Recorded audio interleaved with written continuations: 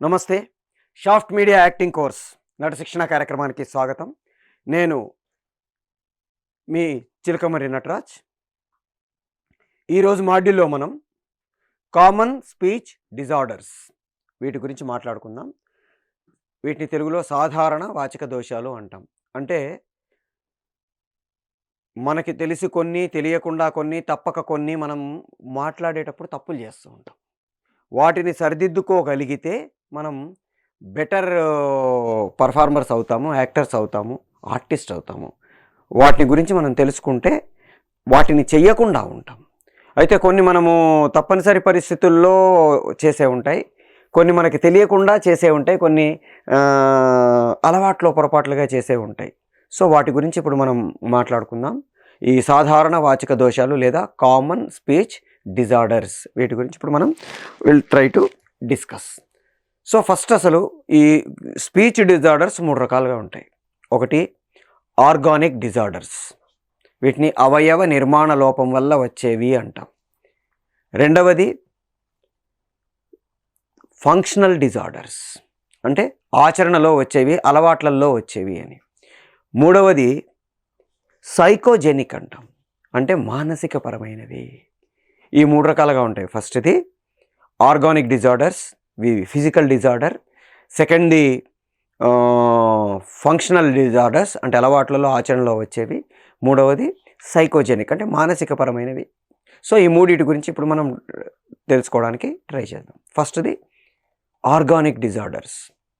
ఈ organic డిజార్డర్లో first దాన్ని మనం షార్ట్ ఫ్రెనమ్ అంటాము. అంటే ఫ్రెనమ్ అంటే ఈ నాలిక కింద మనకు ఒక నర్వ్ ఉంటుంది.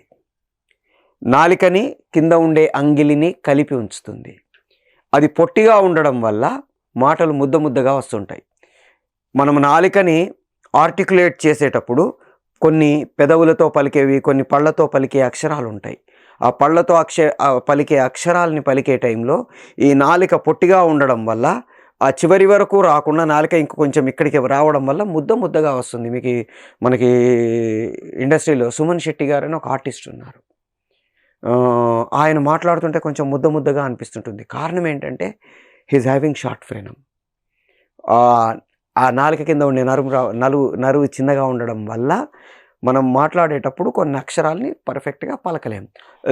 ఎందుకు పెద్ద ఇలా ముద్దగా వస్తుంటుంది మనం మాట్లాడే మాటలు.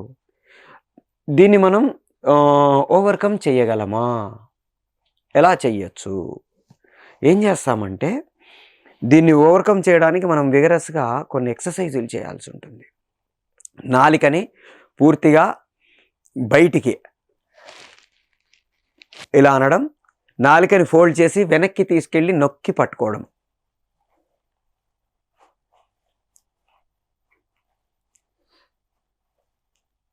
ఇది ఒక ఎక్సర్సైజ్. ఇది రెగ్యులర్గా చేయడం ద్వారా ఏమవుతుందంటే నాలిక కింద ఉండే ఆ నరువు కొంచెం ఫ్లెక్సిబుల్ అయ్యే అవకాశం ఉంటుంది. అలా కాకుండా ఇంకొక ఎక్సర్సైజ్ ఏంటంటే ఒక పెన్ను కానీ లేకపోతే ఒక కర్ర పుల్ల కానీ తీసుకొని నాలిక కింద ఇలా పెట్టి దాన్ని అలాగే ఉంచి మనము మాట్లాడడానికి ట్రై చేస్తుంటాం.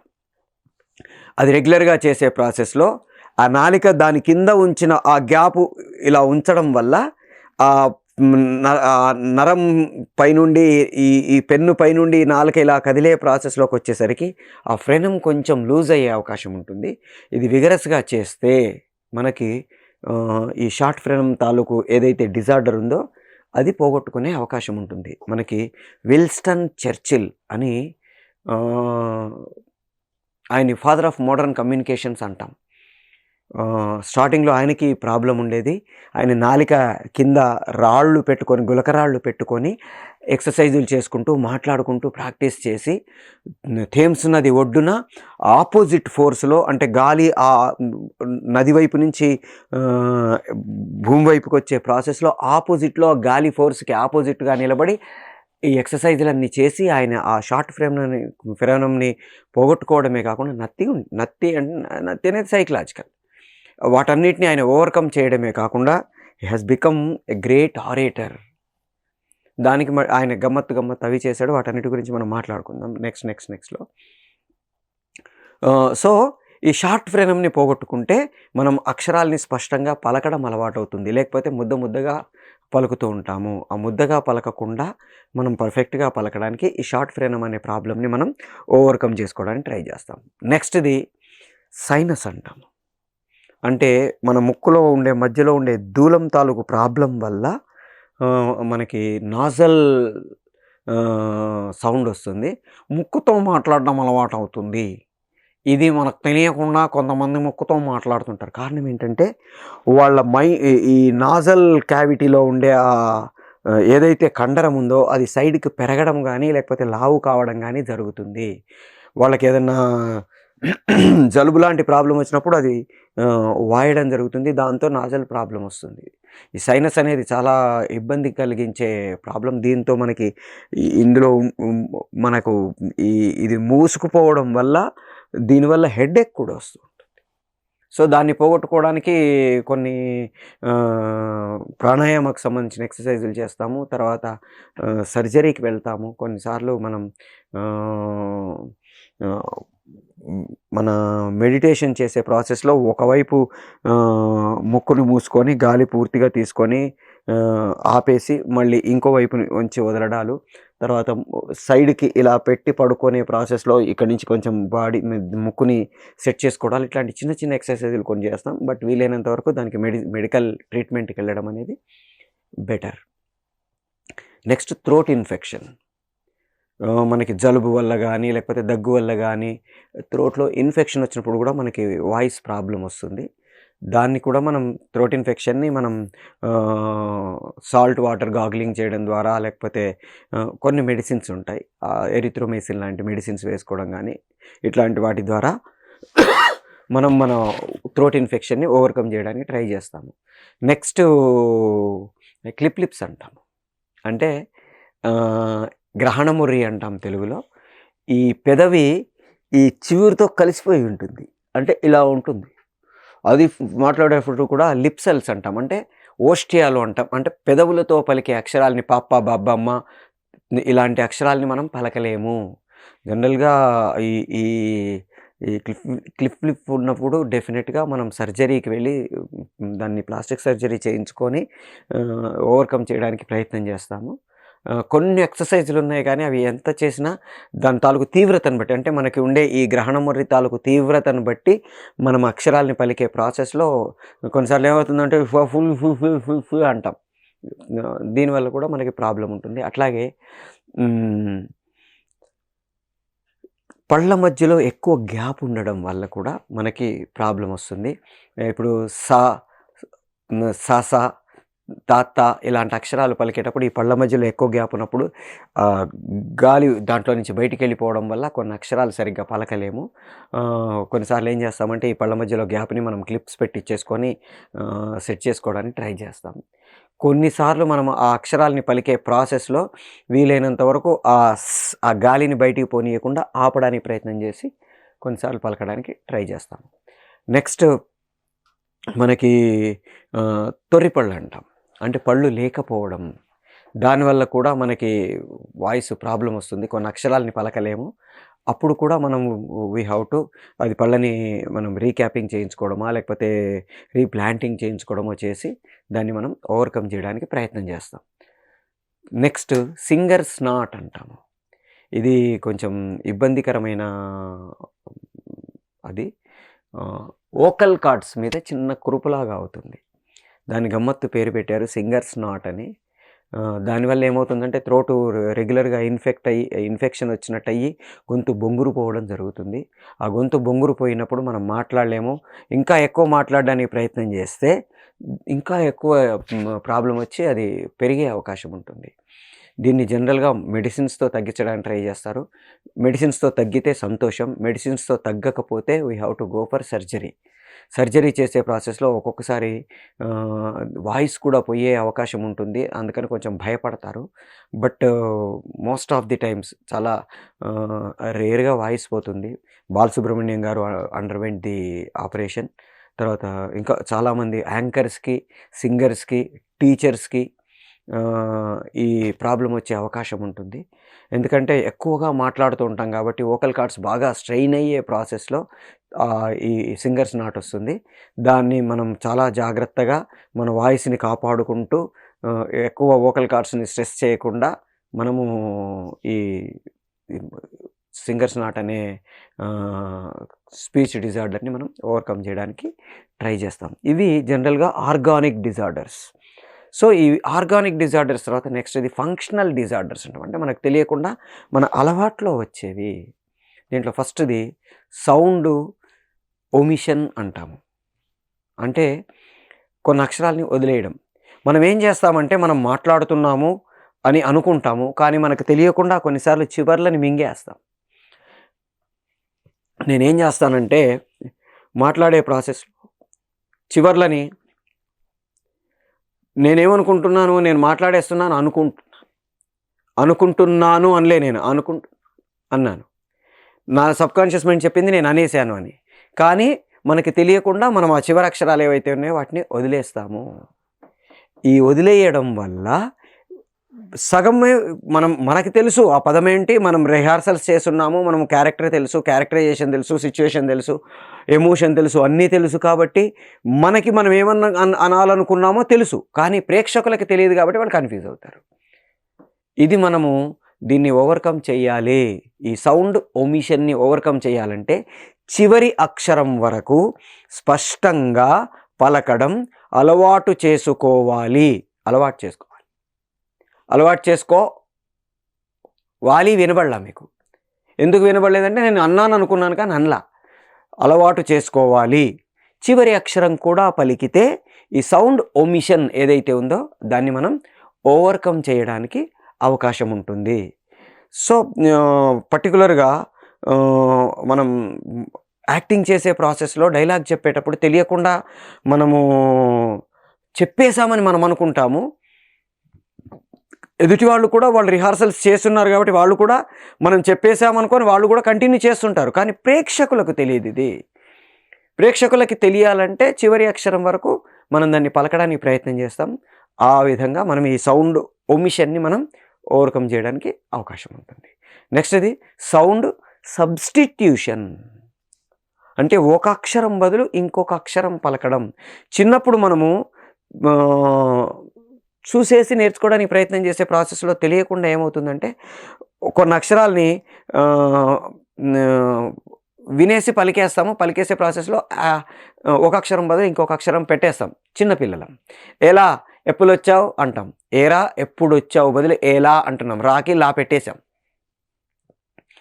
అట్లా ఒక అక్షరం బదులు ఇంకొక అక్షరం పలకడం అనేది మనకు తెలియకుండా సబ్స్టిట్యూట్ చేసి పలికే అలవాటు చిన్నప్పుడు ఉంటుంది. అయితే అది మనం పెరుగుతూ ఉన్న కొద్దీ మనతో పాటు మనం మన భాషని సంస్కరించుకుంటూ ఏలా ప్లేస్లో ఏరా అంటాము, ఎప్పుడు వచ్చావు అంటాము. ఇట్లా మనము ఈ సౌండ్ సబ్స్టిట్యూషన్ని వదిలేస్తాము. అయితే కొంతమందికి పెద్ద పెరిగిన తర్వాత కూడా తెలియకుండా ఒక అక్షరం బదులు ఇంకొక అక్షరం పలకడం అలవాటు కంటిన్యూ అవుతుంటుంది. అది కాకుండా మనం చూసుకోవాల్సి ఉంటుంది. దీన్ని మనం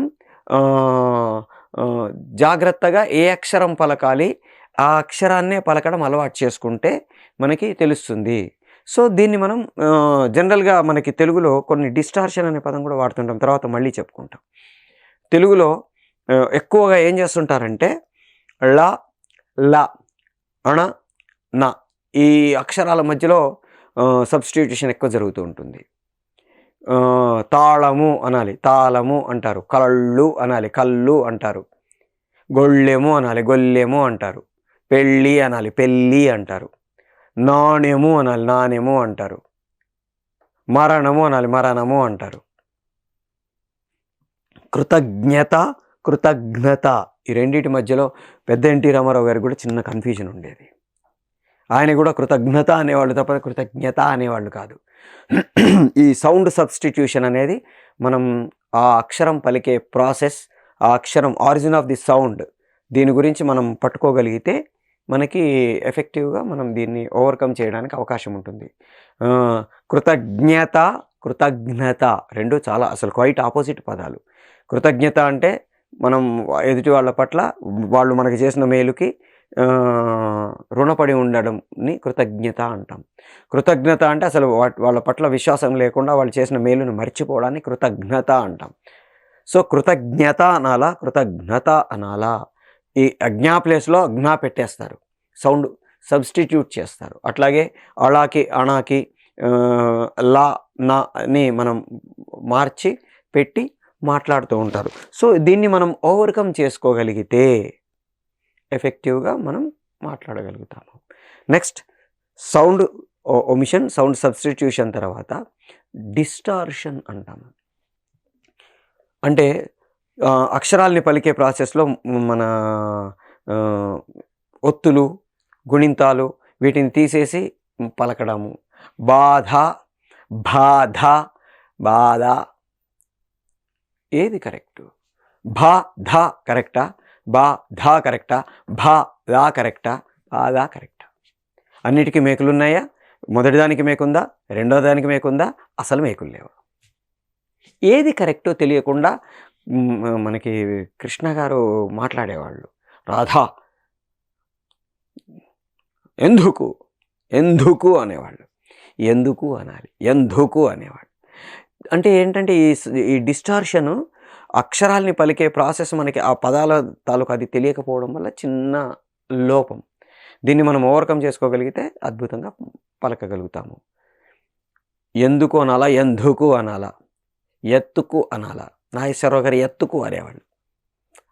ఎత్తుకు ఎత్తుకలాడుతుంటావు అనేవాళ్ళు. సో ఎందుకు, ఎత్తుకు, ఎత్తుకు ఈ మూడిట్లలో ఏది కరెక్టో మనకు తెలియాలి. అంటే భాష మీద మనము పట్టు పెంచుకొని మాట్లాడగలిగితే ఈ డిస్టార్షన్ అనేది వెళ్ళిపోతుంది. ఈ సౌండ్ డిస్టార్షన్ ఎప్పుడు కూడా ఎందుకు వస్తుందంటే ఆ పదాన్ని పలికే ప్రాసెస్ తెలియకపోవడం వల్ల, ఒత్తులు గుణింతాలు వీటిలలో ఉండే క్లారిటీ లేకపోవడం వల్ల మనకి ఈ సౌండ్ డిస్టార్షన్ వస్తుంది. దాన్ని మనం భాషని కొంచెం తెలుసుకొని పదాన్ని పలికే పద్ధతి తెలుసుకొని పలికితే we can overcome the sound distortion. Next lisping అంటాము. అంటే 2-3 అక్షరాల్ని కలిపి పలికేయడము. ఏరా ఏలూరు నుండి ఎప్పుడొచ్చావు అనాలి. ఏరా ఎవడు వచ్చావు అంటారు. ఏరా ఏలూరు నుండి ఎప్పుడొచ్చావుని ఏరా ఎవరు వచ్చావు అని కలిపేస్తారు. అని ఒక 2-3 పదాలని కలిపి ముద్దలాగా చేసి పలికేస్తుంటారు. దీన్ని మనం లిస్పింగ్ అంటాము. దీన్ని పోగొట్టుకోవడానికి ఏం చేయాలి? ప్రతి అక్షరాన్ని పలకాలి. తర్వాత పదాల మధ్యలో ఎంతైతే మనం గ్యాప్ ఇవ్వాలో, మనం ఒక మాడ్యూల్లో మనం పాజు, పేసు, స్ట్రెస్ వీటి గురించి మాట్లాడుకున్నాం వాయిస్ అండ్ స్పీచ్కి సంబంధించి. సో ఎక్కడైతే పాజ్ ఇవ్వాలో వీటన్నిటి పంక్చువేషనల్ పాజ్ అంటాం. అంటే పదానికి మధ్యలో, వాక్యానికి మధ్యలో, తర్వాత కామా ఫుల్ స్టాప్ ఎక్కడైతే ఉందో అక్కడ మనం ఆపి మాట్లాడితే, ఎంత స్పీడ్తో మాట్లాడాలో అంతే స్పీడ్తో మాట్లాడితే, పేస్ పాజ్ ఈ రెండింటిని కరెక్ట్గా ప్లాన్ చేసుకొని మాట్లాడితే మనం ఎఫెక్టివ్గా మనం ఈ లిస్పింగ్ని ఓవర్కమ్ చేయడానికి అవకాశం ఉంటుంది. ఏరా ఏలూరు నుండి ఎప్పుడొచ్చావు. ఏం చేశాను నేను? ఏరా తర్వాత ఆగాను, ఏలూరు నుండి తర్వాత ఆగాను, ఎప్పుడొచ్చావు తర్వాత ఆగాను. ఇది మనము పర్ఫెక్ట్గా ప్రాక్టీస్ చేస్తే, మాట్లాడేటప్పుడు ఆ గ్యాప్స్ని క్యాలిక్యులేట్ చేసుకొని మాట్లాడితే we can overcome the lisping. ఆ లిస్పింగ్ అనే ప్రాబ్లమ్ని మనం ఓవర్కమ్ చేయొచ్చు. Next wrong pause. అంటే ఎక్కడ పాజ్ ఇవ్వాలో అక్కడ ఇవ్వకుండా వేరే చోట పాజ్ ఇవ్వడం ద్వారా మనకి అర్థం మారిపోతుంది, కన్ఫ్యూజన్ వస్తుంది. మనకి చిన్నప్పటి నుంచి బాగా ఒక ఎగ్జాంపుల్ చెప్పేవాళ్ళు. రాముని తోక పివరుండిట్లనియే. రామునికి ఒక తోక పెట్టేసి పివరుడు అనే కొత్త క్యారెక్టర్ని మనం క్రియేట్ చేసుకున్నాం. యాక్చువల్గా అది ఏంటది? రామునితో కపివరుండిట్లనియే. అంటే రాముడితోటి ఆంజనేయుడు ఇలా అన్నాడు. దాన్ని ఏం చేసాం మనం? రామునితోక పివరుండిట్లనియే చేసాం. సో మనం కరెక్ట్గా చెప్పే ప్రాసెస్ని మనం పట్టుకోకపోతే ఈ ప్రాబ్లం వస్తుంది. అట్లాగే మనకి చాలా ఇట్లాంటి ఎగ్జాంపుల్స్ ఉంటాయి. శీతలంగా లేస్తుంది, శీతలం గాలి వేస్తుంది, శీతలంగా లేస్తుంది. అట్లాగే ఒక న్యూస్ చదివాను నేను. ఆ న్యూస్లో గవర్నర్ గారు తనను తన బాధ్యతలను స్వీకరించారు అని ఉంది. నాకు అర్థం కాల, తనను స్వీకరించడం ఏంటి, తన బాధ్యతలను స్వీకరించడం ఏంటి? గవర్నర్ గారు తన బాధ్యతలను స్వీకరించారు. యాక్చువల్గా అదేంటది? గవర్నర్ గారు తన నూతన బాధ్యతలను స్వీకరించారు.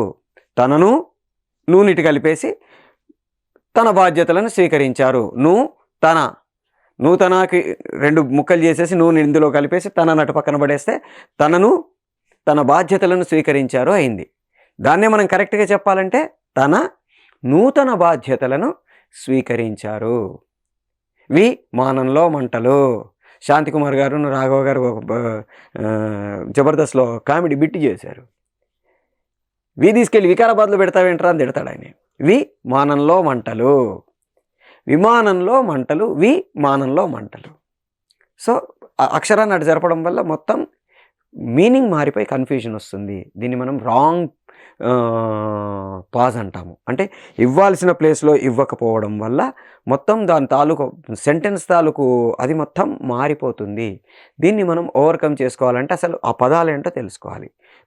తన బాధ్యతల, తన బాధ్యతల తెలిసిందనుకోండి, తన నూతన బాధ్యతలను స్వీకరించారు అని చదువుతాం, లేదా రాస్తాం. సో ఈ రాంగ్ పాజ్ ఇవ్వకుండా రాముని తోక అని పెట్టకుండా రామునితో కపివరుండిట్లనియే ఇలా మనం పర్ఫెక్ట్గా మాట్లాడగలిగితే ఎఫెక్టివ్గా మనకి ఈ రాంగ్ పాజ్ని మనం మార్చుకోగలుగుతాం. అట్లాగే రాంగ్ స్ట్రెస్ అంటాము. అంటే మొత్తంలో నాకు ఏది ఇంపార్టెంట్, దేన్ని హైలైట్ చేయాలి. మనం దీని గురించి ఆల్రెడీ మనం స్ట్రెస్ గురించి మాట్లాడుకునేటప్పుడు ఒక మాడ్యూల్లో పాజు, పేసు, స్ట్రెస్ మాట్లాడుకునే ప్రాసెస్లో కొన్ని ఎగ్జాంపుల్స్ చెప్పుకున్నాం. ఇప్పుడు ఇంకో కొన్ని ఎగ్జాంపుల్స్ ఈ స్ట్రెస్ గురించి మాట్లాడుకుందాం. స్ట్రెస్ అంటే మొత్తం సెంటెన్స్లో ఒక పర్టికులర్ పదాన్ని నొక్కి పలకడం. మనిద్దరం కలిసి వెళ్దాం, మనిద్దరం కలిసి వెళ్దాం, మనిద్దరం కలిసి వెళ్దాం, మనిద్దరం కలిసి వెళదాం. మనిద్దరం ఇంపార్టెంటా, కలిసి ఇంపార్టెంటా, వెళదాం ఇంపార్టెంటా? దాన్ని బట్టి మనం దీన్ని పలికే ప్రాసెస్ మార్చుకోవాలి. ఉదాహరణకి నేను నిన్న వరంగల్కి బస్సులో వెళ్ళాను. ఎవరు వెళ్ళారు? జవాబు కావాలనుకోండి. నేను నిన్న వరంగల్కి బస్సులో వెళ్ళాను. నేనుని స్ట్రెస్ చేస్తున్నాను. నేను నిన్న వరంగల్కి బస్సులో వెళ్ళాను. ఏం చేశాను? నిన్న అంటే ఎప్పుడు వెళ్ళావు అనే ప్రశ్నకి సమాధానం చెప్పాల్సి వస్తే నేను నిన్న వరంగల్కి బస్సులో వెళ్ళాను అంటున్నాను. నేను నిన్న వరంగల్కి బస్సులో వెళ్ళాను. ఎక్కడికి వెళ్ళాను?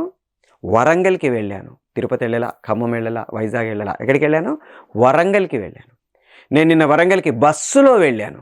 ఏది ఇంపార్టెంటు? Bus important. అంటే మోడ్ ఆఫ్ ట్రాన్స్పోర్ట్ ఇంపార్టెంట్. రైల్లో వెళ్ళాలా, కార్లో వెళ్ళాలా, బండి మీద వెళ్ళాలా? ఎలా వెళ్ళాడు? బస్సులో వెళ్ళాడు. నేను నిన్న వరంగల్కి బస్సులో వెళ్ళాను. నేను నిన్న వరంగల్కి బస్సులో వెళ్ళాను. వెళ్ళడం ఇంపార్టెంట్, స్టేట్మెంట్. సో నేను ఇంపార్టెంటా, నిన్న ఇంపార్టెంటా, వరంగల్ ఇంపార్టెంటా, బస్ ఇంపార్టెంటా, వెళ్ళడం ఇంపార్టెంటా? ఏది ఇంపార్టెంటో అది స్ట్రెస్ చేయాలి తప్ప వేరే దాన్ని స్ట్రెస్ చేయకూడదు. మరి ఎక్కడికి వెళ్ళావురా అని అడిగాను అనుకోండి, నేను నిన్న వరంగల్కి బస్సులో వెళ్ళాను అన్నాను అనుకోండి. మరి ఎక్కడికి వెళ్ళావని అడిగితే ఇంకోటి ఏదో చెప్తావురా అన్నట్టు అనిపిస్తుంది. ఎందుకని అనిపించింది అలా? ఎక్కడికి వెళ్ళావు అనే పాయింట్ని వాడు స్ట్రెస్ చేయకుండా నేను స్ట్రెస్ చేశాడు. దీన్ని రాంగ్ స్ట్రెస్ అంటాము. అట్లాగే ఇంకొక ఎగ్జాంపుల్ కూడా చెప్పుకుంటాం. రవి ఆ నగలను దొంగిలించాడని రాముతో నేను ఎప్పుడు చెప్పలేదు. ఇదొక సెంటెన్స్ అనుకోండి. రవి ఆ నగలను దొంగిలించాడని రాముతో నేను ఎప్పుడు చెప్పలేదు. ఒక 8 పదాలు ఉన్నాయి. ఈ 8 పదాల్లో ఒక్కొక్క పదాన్ని స్ట్రెస్ చేస్తే మొత్తం మీనింగ్ ఆఫ్ ది సెంటెన్స్ మారిపోతుంది. రవి ఆ నగలను దొంగిలించాడని రాముతో నేను ఎప్పుడూ చెప్పలే. అంటే సుబ్బారావు దొంగిలించాడని చెప్పాడు, వెంకట్రావు దొంగిలించాడని చెప్పాడు, ఏదో శ్రీరామ్ దొంగిలించాడని చెప్పాడు, నటరాజ్ దొంగిలించాడని చెప్పాడు. కానీ రవి దొంగిలించాడని నేను చెప్పలేదు. రవి ఆ నగలను దొంగిలించాడని రాముతో నేను ఎప్పుడు చెప్పలేదు. అంటే వేరే నగలను దొంగిలించాడు, ఆ నగలను మాత్రం దొంగిలించాల. రవి ఆ నగలను దొంగిలించాడని రాముతో నేను ఎప్పుడు చెప్పలేదు. రవి ఆ నగలను దొంగిలించాడని డబ్బు తీసుకుపోయాడు, వస్తువులు తీసుకుపోయాడు. రవి ఆ నగలను దొంగిలించాడని రాముతో నేను ఎప్పుడు చెప్పలేదు. అంటే దౌర్జన్యంగా లాక్కుపోయాడు, అడిగి తీసుకుపోయాడు. రవి ఆ నగలను దొంగిలించాడని రాముతో నేను ఎప్పుడు చెప్పలేదు. సుబ్బారావుతో చెప్పా, వెంకట్రావుతో చెప్పా, కానీ రాముతో చెప్పాలా. రవి ఆ నగలను దొంగిలించాడని రాముతో నేనెప్పుడూ చెప్పలేదు. అంటే సుబ్బారావు చెప్పాడు, వెంకట్రావు చెప్పాడు, ఇంకెవరో చెప్పారు, నేను చెప్పాలా. రవి ఆ నగలను దొంగిలించాడని రాముతో నేను ఎప్పుడూ చెప్పలేదు. నిన్న చెప్పాలా, మొన్న చెప్పాలా, 6 నెలల క్రితం చెప్పాలా, సంవత్సరం క్రితం చెప్పాలా, ఎప్పుడూ చెప్పలేదు. రవి ఆ నగలను దొంగిలించాడని రాముతో నేను ఎప్పుడు చెప్పలేదు స్టేట్మెంట్. సో ఒక్కొక్క పదాన్ని మనం స్ట్రెస్ చేస్తే total meaning of the sentence మారిపోతుంది. Based on the subtext మనం ఆ టెక్స్ట్లో దేన్ని స్ట్రెస్ చేయాలి అనేది we have to decide. Wrong stress చేసామనుకోండి టోటల్ మీనింగ్ మారిపోతుంది. సో మనం ఏ పదాన్ని స్ట్రెస్ చేయాలి అనేది we have to know the subtext. ఒక డైరెక్టర్ని మనం అడిగి, సార్ దీంట్లో ఉండే సబ్ టెక్స్ట్ ఏంటి, what is the inner meaning of the dialogue, ఈ డైలాగ్ని నేను ఏ ఉద్దేశంతో చెప్తున్నాను,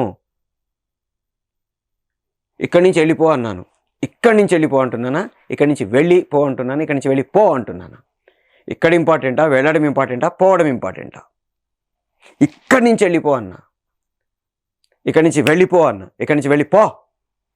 సో ఏది మూడిట్లలో ఏది ఇంపార్టెంటు, దాన్ని బట్టి మనం స్ట్రెస్ చేసే ప్రాసెస్ మారిస్తే ఆటోమేటిక్గా ప్రేక్షకుడికి అది కన్వే అవుతుంది. చాలా మంది యాక్టర్స్కు ఈ స్ట్రెస్ తెలియకపోవడం వల్ల ఏ పదాన్ని నొక్కి చెప్పాలో తెలియకపోవడం వల్ల మొత్తం కన్ఫ్యూజింగ్ అవుతుంది. అట్లాగే ఇంకొక మన స్పీచ్ డిజార్డర్స్లో ఫంక్షనల్ డిజార్డర్, చెప్పే ప్రాసెస్లో మనము ఆ పదాలని పలికే ప్రాసెస్, రాయిలా కూర్చో, రాయిలా కూర్చో అంటే ఓ బండలా కూర్చుంటాం కాదు, అదేంటి రా ఇలా కూర్చో, రాయిలా కూర్చో అంటే ఒక మన పదంని ఎలా పలకాలి, ఆ పలికే ప్రాసెస్ ఏంటి, ఇంటోనేషన్ అంటాము, మాడ్యులేషన్ అంటాము. ఏ ఇంటోనేషన్తో పలికితే, కాకు భరతుడి నాట్యశాస్త్రంలో కాకు అంటాడు, అంటే మనము మన గొంతులో ఆ స్వరాల్ని మార్చే ప్రాసెస్లో పలికించే పద్ధతి మనం ఇంగ్లీష్లో ఇంటోనేషన్ అంటాము. ఈ ఇంటోనేషన్ అంటే నేను మాట్లాడేటప్పుడు ఆ వాయిస్ని మాడ్యులేట్ చేసే ప్రాసెస్లో ఎట్లా చెప్తే ప్రేక్షకుడికి ఆ ఎమోషన్ కన్వే అవుతుంది. మనం ఇంతకుముందు మాట్లాడుకున్నప్పుడు మన పాజ్ గురించి మాట్లాడే ప్రాసెస్లో పంక్చువేషనల్ పాజ్, ఎమోషనల్ పాజ్ గురించి మాట్లాడుకున్నాం. ఇక్కడ ఈ స్ట్రెస్ చేయడానికి ఎప్పుడు గుర్తుపెట్టుకోండి, ఏదైతే నేను పదం స్ట్రెస్ చేద్దాం అనుకుంటున్నానో దానికంటే ముందు ఒక పాజ్ ఇస్తే ఈ పదం హైలైట్ అవుతుంది. ఉదాహరణకి నేను నిన్న వరంగల్కి బస్సులో వెళ్ళాను, నేను తర్వాత గ్యాప్ ఇచ్చా, నేను నిన్న వరంగల్కి బస్సులో వెళ్ళాను, నేను నిన్న వరంగల్కి బస్సులో వెళ్ళాను, వరంగల్ కంటే ముందు ఒక పాజ్ ఇస్తున్నాను. నేను నిన్న వరంగల్కి బస్సులో వెళ్ళాను, నేను నిన్న వరంగల్కి బస్సులో వెళ్ళాను. సో ఏదైతే నేను హైలైట్ చేద్దాం అనుకుంటున్నానో దానికంటే ముందు ఒక చిన్న పాజ్ ఇస్తే ఆటోమేటిక్గా మనకు ఆ పదం ఏదైతే మనం స్ట్రెస్ చేద్దాం అనుకుంటున్నామో అది హైలైట్ అవుతుంది. సో ఇట్లా మనకి ఇవన్నీ ఈ ఫంక్షనల్ డిజార్డర్స్ అంటాము. మనం మాట్లాడే ప్రాసెస్లో మనకు తెలియకుండా చేసే తప్పులు, ఇవన్నిటిని మనము హాయిగా కరెక్ట్ చేసుకోవచ్చు. ప్రతిదానికి ప్రాక్టీస్ అవసరం. సో మనం కొంచెం ప్రాక్టీస్ చేస్తూ ఎఫెక్టివ్గా మనం వాటిని ప్రజెంట్ చేయగలిగితే ఆటోమేటిక్గా ఈ ఫంక్షనల్ డిజార్డర్స్ వెళ్ళిపోతాయి. ఫంక్షనల్ డిజార్డర్స్ అన్నీ కూడా ల్యాక్ ఆఫ్ ప్రాక్టీస్ వల్ల, ల్యాక్ ఆఫ్ నాలెడ్జ్ వల్ల వచ్చేవే. ఈ lack of practice, lack of నాలెడ్జ్ని మనం ప్రాక్టీస్ చేయడం ద్వారా, నాలెడ్జ్ని పెంచుకోవడం ద్వారా మనం కంఫర్టబుల్గా ఓవర్కమ్ చేయగలిగితే it will be comfortable. Next last but not the least అంటాం సైకోజెనిక్. అంటే మన టెన్షన్ వల్ల, వీటి వల్ల వచ్చే ప్రాబ్లమ్స్. మనకి మనం అమెచ్యూర్ క్వాలిటీస్ మాట్లాడుకున్నాం. సభాకంపం లేదా స్టేజ్ ఫియర్, ఈ టెన్షన్ ఇవేవైతే ఉన్నాయో వీటి వల్ల మనకి చాలా కన్ఫ్యూజన్స్ వస్తాయి. మనం మాట్లాడే ప్రాసెస్లో అన్నీ గందరగోళాలు అవుతాయి. దీంట్లో ఫస్ట్ది అన్నిటికంటే ముందుది షివరింగ్. వణుకొస్తుంది. ఎందుకు వణుకొస్తుంది? అమ్మో ఇప్పుడు నేను చెయ్యాలి అని భయపడితే షివరింగ్ వస్తుంది. షివరింగ్ రావడానికి కారణం ఏంటంటే మనం ఎప్పుడైతే మనం టెన్షన్ పడుతున్నామో మన హార్ట్ బీట్ పెరుగుతుంది. హార్ట్ బీట్ పెరగడం వల్ల బాడీలో రక్త ప్రసరణ తాలూకు తీవ్రత పెరిగి మనకు తెలియకుండా మన బాడీ షివర్ అవుతుంది. దీన్ని ఓవర్కమ్ చేయాలంటే ముందు అసలు మన బాడీ తాలూకు టైమింగ్ అంటే రక్త ప్రసరణ తాలూకు టైమింగ్ని నార్మల్ చేసేయాలి. నార్మల్ చేసేయాలంటే ఏం చేస్తాం మనము? డీప్ ఇన్హేల్ చేసి ఎక్స్హేల్ చేయాలి.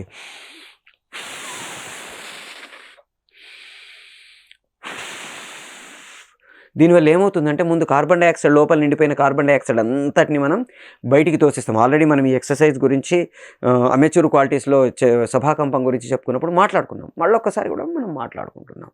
సో ఏం చేస్తాం? ముందు గాలి బయటికి తోసేసి ఈ షివరింగ్ని తగ్గించుకోవడానికి ట్రై చేస్తాము. అట్లాగే నెక్స్ట్ అది గొంతు ఎండిపోవడం, డ్రై థ్రోట్ అంటాం. డ్రై మౌత్, డ్రై థ్రోటు అంటే గొంతు ఎండిపోతుంది, నోరు ఎండిపోతుంది, నాలిక పిడిచకట్టుకుపోతుంది, గొంతు ఎండిపోతుంది. ఇది కూడా టెన్షన్ వల్ల వస్తుంది. మనం ఎప్పుడైతే టెన్షన్ పడతామో మైండ్లో కెమికల్ ఇంబ్యాలెన్స్ అంటాము. దానివల్ల మన బాడీ మీద టోటల్గా దాని తాలూకు ఇంపాక్ట్ పడి మన గొంతు ఎండిపోతుంది, తర్వాత మన నోరు ఎండిపోతుంది. దీన్ని ఓవర్కమ్ చేయాలంటే ఏం చేయాలి? ముందు అసలు మనం రిలాక్స్డ్గా ఉండాలి. అని ఇంతకుముందు చేసిన ఎక్సర్సైజ్తో పాటు ఒక గుక్క ఎక్కువ నీళ్ళు తాగొద్దు. మళ్ళీ ఎప్పుడు కూడా మనం ఏదైనా పర్ఫార్మెన్స్ చేద్దాం అనుకున్నప్పుడు ఎక్కువ నీళ్లు తాగేయకూడదు. దీనివల్ల 2 ప్రాబ్లమ్స్ వస్తాయి. ఒకటి, ఎంటీ స్టమక్ మీద నీళ్లు తాగడం వల్ల లోపల నీళ్ళని ఇట్లా కదులుతూ సౌండ్స్ వస్తూ మనకి తెలియకుండా ఒక ఇరిటేషన్ వస్తుంది. రెండవది, ఎక్కువ నీళ్లు తాగడం వల్ల మధ్య మధ్యలో మనం టాయిలెట్స్కి రావాల్సి వస్తుంది. దానివల్ల మనకి తెలియకుండా సైకలాజికల్గా కూడా డిస్టర్బ్ అవుతాము. సో అందుకని ఎక్కువ నీళ్ళు తాగకుండా జస్ట్ ఒక గుక్క నీళ్ళు అంటే గొంతు నాలిక తడుపుకునే నీళ్ళతోటి మనం గొంతుని నోటిని తడుపుకుంటే మనకి ఆటోమేటిక్గా ఆ ప్రాబ్లం తగ్గిపోతుంది. తర్వాత టెన్షన్ పడకుండా రిలాక్స్డ్గా ఉంటే సగం ఇదవుతుంది. నెక్స్ట్ మైండ్ బ్లాంక్ అయిపోతుంది. సైకోజెనిక్లో మనం ఏం మాట్లాడాలనుకున్నాం అంతా మర్చిపోతాం. ఇది కూడా సైకోజెనిక్ ప్రాబ్లంలో ఒకటి. సో మైండ్ బ్లాంక్ అయిపోవడానికి కారణం ఏంటి? మనం ఆల్రెడీ మాట్లాడుకున్నాం. మన మైండ్లో conscious mind, sub conscious mind, unconscious mind, super conscious mind అని ఒక 4 లేయర్స్ ఉంటాయి. మనం ఏ పని చేయాలన్నా సబ్ కాన్షియస్ మైండ్తో చేస్తాం. ఇది ఆల్రెడీ ఒకసారి మనం డిస్కస్ చేసుకున్నాము. ఇంకొకసారి రిఫ్రెష్ చేసుకుందాం. మనం ఏ పని చేయాలన్నా కాన్షియస్ మైండ్తో చేస్తాము. నేను కాన్షియస్ తోటే కూర్చోవాలనుకుంటే కూర్చుంటాను, నిలబడాలనుకుంటే నిలబడతాను, మాట్లాడాలనుకుంటే మాట్లాడతాను. ఇప్పుడు నేను మీకు ఈ పాఠం చెప్పాలి అనుకునేది కాన్షియస్గా చెప్తున్నాను. Second layer sub conscious mind.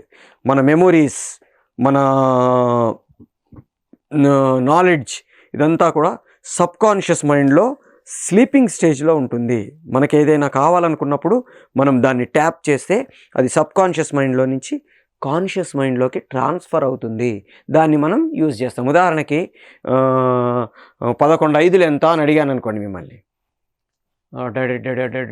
అని ఒకసారి మనం టేబుల్స్ అన్నీ ఒకసారి రీకలెక్ట్ చేసుకొని 11 × 5 ఓకే 55 మీరు చెప్పారు. ఎట్లా చెప్పారు అంటే మన సబ్ కాన్షియస్ మైండ్లో దాని తాలూకు కోడిఫికేషన్ అంతా ఉంటుంది.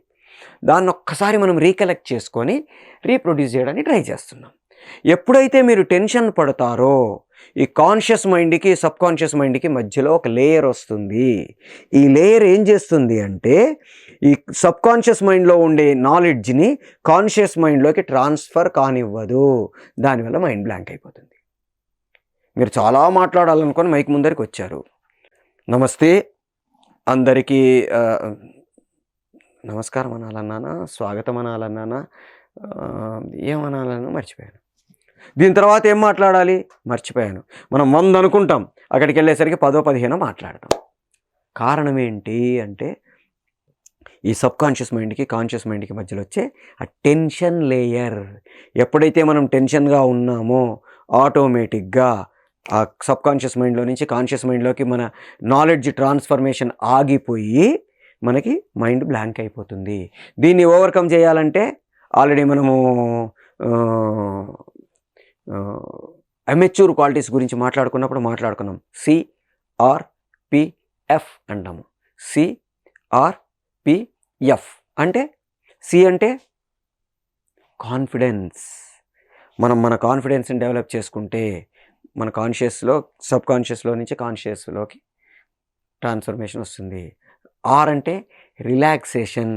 రిలాక్స్డ్గా ఉంటే, టెన్షన్ పడకుండా ఉంటే ఆటోమేటిక్గా ఈ లేయర్ వెళ్ళిపోతుంది.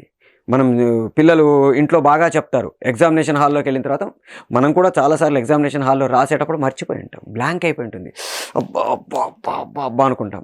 తర్వాత బయటకు వచ్చిన తర్వాత డింగ్ అని గుర్తొచ్చింది. ఎందుకు గుర్తొచ్చింది? బయటకు వచ్చిన తర్వాత ఎగ్జామినేషన్ హాల్లో మనం టెన్షన్తో ఉండడం వల్ల, ఆ టెన్షన్ లేయర్ అడ్డం పడడం వల్ల మనకి ఈ ఏదైతే మనం చదివామో గుర్తుంది, అన్నీ అబ్బాబ్బాబ్బా అనుకుని బయటకు వచ్చిన తర్వాత గుర్తొచ్చింది, లోపల రాలా. మనం రిలాక్స్డ్గా ఉంటే, బయట రిలాక్స్డ్గా ఉన్నాం కాబట్టి ఆటోమేటిక్గా సబ్కాన్షియస్ మైండ్లో నుంచి కాన్షియస్ మైండ్లోకి ట్రాన్స్ఫర్మేషన్ జరిగింది. సో రిలాక్స్డ్గా ఉండాలి. నెక్స్ట్ అది పి ఫర్ ప్రాక్టీస్. మనం 1కి 2 సార్లు 3 సార్లు 4 సార్లు 5 సార్లు ప్రాక్టీస్ చేస్తే ఈ మైండ్ బ్లాంక్ కాకుండా కాన్ఫిడెంట్గా చేయగలుగుతాం. లాస్ట్ది ఫోకస్. మన పని మీద మనం ఫోకస్ చేసి పబ్లిక్ ఉన్నారు, వీళ్ళందరూ ఉన్నారు అనేది వదిలేసి మనం ఏం చెప్పాలనుకుంటున్నాము, మన సబ్జెక్ట్ మీద, మన యాక్టివిటీ మీద, మనం చేయాల్సిన ఏదైతే బిజినెసో లేకపోతే పాంటమైమిక్ డ్రామటైజేషనో లేకపోతే డైలాగో ఏదుందో, లైన్స్ అంటాము టెక్నికల్గా, ఇద్దరు మాట్లాడితే డైలాగ్స్ అంటాము, దాని మీద కాన్సన్ట్రేట్ చేస్తే ఆటోమేటిక్గా మనకు ఈ మైండ్ బ్లాంక్ అనేది పోతుంది. నెక్స్ట్ ఇది నత్తి, స్టామరింగ్ అంటాము. ఇది కూడా సైకలాజికలే. చాలామంది నత్తి అనేది ఫిజికల్ అనుకుంటారు. నత్తి ఫిజికల్ కాదు, సైకలాజికల్. మీరు అబ్జర్వ్ చేయండి, మనకు తెలిసిన వాళ్ళ మధ్యలో ఉన్నప్పుడు, మనం రెగ్యులర్గా మాట్లాడే సబ్జెక్ట్ మాట్లాడేటప్పుడు మీకు నత్తి రాదు. కొత్త వాళ్ళతో మాట్లాడాలనుకున్నప్పుడు, పెద్దవాళ్ళతో మాట్లాడాలనుకున్నప్పుడు మీకు తెలియకుండా నత్తి వస్తుంది. నాకు నత్తుంది అని మీరు 10 సార్లు అనుకుంటే నత్తి మీకు పర్మనెంట్గా ఉండిపోతుంది. మీకు నత్తి ఉండదు. నత్తి జనరల్గా ఒక 3 రకాలుగా ఉంటుంది. 1, ఒక పర్టికులర్ అక్షరం దగ్గర స్ట్రక్ అయిపోవడం. 2, ఒక పర్టికులరు టైంలో, అంటే ఒక 2 నిమిషాలు 3 నిమిషాలు మాట్లాడే ప్రాసెస్లో 1-2 సార్లు మధ్యలో ఆగిపోవడం. 3వది ఒక పర్టికులర్ అక్షరం దగ్గర లాగడం. ఈ 3 రకాల నత్తి ఉంటుంది. ఒక్కొక్కటి ఒక్కొక్క రకం. ఇప్పుడు మన అహనా పెళ్ళంటలో పెళ్ళి అంటాడు చూడండి, అది ఒక అక్షరం దగ్గర పా అక్షరం కొంతమందికి కా పలకదు, కా దగ్గరికి వచ్చేసరికి కరెక్టే అంటారు. కొంతమంది మన అక్కడ ఆగిపోతారు, తర్వాత చెప్తాను అంటారు. 3వ వాళ్ళు లాగుతారు, నేను ఏం చేశానంటే అంటారు. ఈ 3 కూడా మనకి తెలియకుండా నాకు ఈ ప్రాబ్లం ఉంది అనుకోవడం వల్ల వచ్చినవే. నాకు ఈ ప్రాబ్లం లేదు, నేను శుభ్రంగా మాట్లాడగలను, కంఫర్టబుల్గా మాట్లాడగలను, మన మీద మనం కాన్ఫిడెన్స్ పెంచుకొని ఎఫెక్టివ్గా ప్రాక్టీస్ చేస్తే మీకు నత్తి రాదు. మనకి టంగ్ ట్విస్టర్సు, తర్వాత మన దీనికి సంబంధించిన వాటిని ఏమంటాం, నాలికని యూస్ చేయడానికి అవసరమైన చాలా ఎక్సర్సైజులు మనకి ఉన్నాయి. తెలుగులో గొప్ప గొప్ప పద్యాలు ఉన్నాయి. ఆ పద్యాల్ని మీరు నేర్చుకోవడం ద్వారా ఆటోమేటిక్గా వీటన్నిటిని పోగొట్టుకోవచ్చు. మనకు పోతన భాగవతంలో కొన్ని పద్యాలు ఉన్నాయి, తర్వాత మనుచరిత్రలో కొన్ని పద్యాలు ఉన్నాయి. ఇప్పుడు నేను మీకు ఒక 2-3 పద్యాలని వినిపిస్తాను, వాటిని బాగా ప్రాక్టీస్ చేయండి. సింగిల్ బ్రీత్లో చెప్పడం అలవాటు చేసుకోండి. ప్రాక్టీస్ చేయడం ద్వారా మీరు ఆటోమేటిక్గా దాన్ని వదిలేయగలరు. ఈ ఏదైతే నత్తి అనుకుంటున్నామో దాన్ని మనం ఓవర్కమ్ చేయగలుగుతాము. అట్లాగే కొన్ని పదాలు ఉంటాయి, విశ్వక్సేనుడు, ఇలాంటి పదాలని మనం పలికే ప్రాసెస్ని విడదీసుకొని పలకడం అలవాటు చేసుకుంటే అక్షరాలు పలికే ప్రాసెస్ మనకి ఈజీ అవుతుంది. ఉదాహరణకి ఇప్పుడు నేను ఒక 3 పద్యాలు చెప్పేస్తాను, వాటిని మీరు ప్రాక్టీస్ చేసుకోవడానికి ట్రై చేయండి. అడిగెదనని కడువడిజను నడిగినదను మగడు నుడువడని నడనుడుగున్ వెడవెడ జిడిముడి దడబడ నడుగిడు నడుగిడదు జడిమ నడునిడు నెడలన్. ఇది ఒక పద్యం. అట్లాగే ఇది ఫాస్ట్గా చెప్పడం అలవాటు చేసుకోవాలి. అడిగేదనని కడువడిజను నడిగినదను మగడు నుడువడని నడనుడుగున్ వెడవెడ జిడిముడి దడబడ నడిగిడు నడిగిడదు జడిమ నడునిడు నెడలన్. ఇంత ఫాస్ట్గా చెప్పడం అలవాటు చేసుకోవాలి. చేసుకుంటే మనకి టంగ్ ట్విస్టర్ లాగా పనిచేసి నాలుక ఫ్లెక్సిబిలిటీ పెరుగుతుంది. అట్లాగే మనకి 10th క్లాస్లో ఒక చుక్క పద్యం ఉండేది. అటజనిగాంచ భూమిసురుడంబర చుంబి శిరస్సర ఝరి పటల ముహుర్లుట దభంగ తరంగ మృదంగ నిస్వన స్ఫుట నటనానుకూల పరిపుల్ల కలాప కలాపి జాలమున్ కటక చరత్కరేణు కరకంపిత సాలము శీతశైలమున్. ఇది మీరు ప్రాక్టీస్ చేయండి. టంగ్ ట్విస్టర్గా చాలా ఉపయోగపడుతుంది. ఇందులో ఏమవుతుందంటే మన బ్రీత్ కొన్ని పదాలులో టకటకటక బయటికి వెళ్ళిపోతుంది. దాన్ని కంట్రోల్ చేసుకొని చెప్పడం అలవాటైతే, సింగిల్ బ్రీత్లో దీన్ని చెప్పడం మీకు అలవాటైతే ఎఫెక్టివ్గా మీరు మీ బ్రీత్ని కంట్రోల్ చేసుకోవడం అలవాటవుతుంది. అటజనిగాంచ భూమిసురుడంబర చుంబి శిరస్సర ఝరీ పటల ముహుర్లుట దభంగ తరంగ మృదంగ నిస్వన స్ఫుట నటనానుకూల పరిపుల్ల కలాప కలాపి జాలమున్ కటక చరత్కరేణు కరకంపిత సాలము శీతశైలం. అటజనిగాంచ భూమిసురుడంబర చుంబి శిరస్సర ఝరీ పటల 1.5 సార్లు చెప్పా. 2 సార్లు కూడా కొంచెం ప్రాక్టీస్ చేస్తే చెప్పేయచ్చు. అట్లాగే పోతన గజేంద్ర మోక్షంలోనే ఇంతకుముందు అడిగేదనని లాంటిదే ఇంకొక పద్యం ఉంటుంది. అటగాంచన్ కరిణి విభుండు నవ పుల్లాంభోజ కల్హారమున్ నటదిందేవరవారమున్ కమఠమీనాగ్రాహ దుర్వారమున్ వటహింతాళ రసాల సాల సుమనోవల్లి కుటీ తీరమున్ చటులో ధూత మరాళ చక్ర బక సంచారంబు కాసారమున్. ఇది కూడా ప్రాక్టీస్ చేయండి.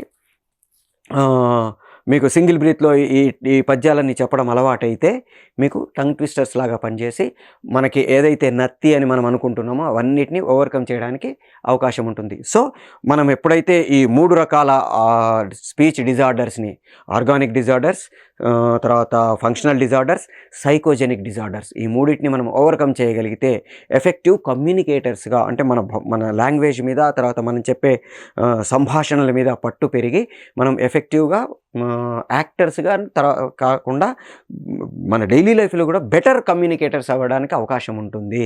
So try to develop your language and communication skills. So ఇవి కామన్ స్పీచ్ డిజార్డర్స్. వీటిని ఓవర్కమ్ చేయడానికి ప్రయత్నం చేయండి. మీకు ఇట్లాంటి ఇంకా రకరకాల సబ్జెక్ట్స్ని మీకు రకరకాల మాడ్యూల్స్లో మేము సాఫ్ట్ మీడియా మీకు అందజేస్తుంది.